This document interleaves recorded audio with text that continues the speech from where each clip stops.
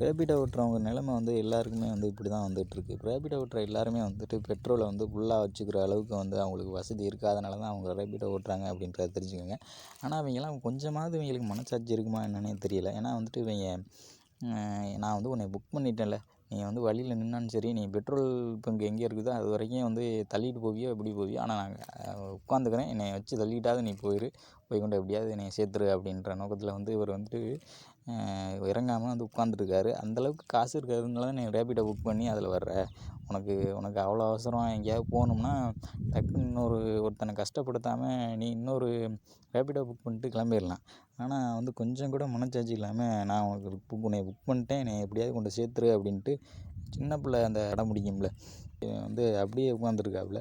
கொஞ்சம் கூட மனச்சாட்சி இல்லாமல் இவங்கெல்லாம் வந்து ரேபிடோ ஓட்டுற சில நண்பர்களோட நிலமை வந்து இப்படி தான் போய்கிட்டுருக்கு.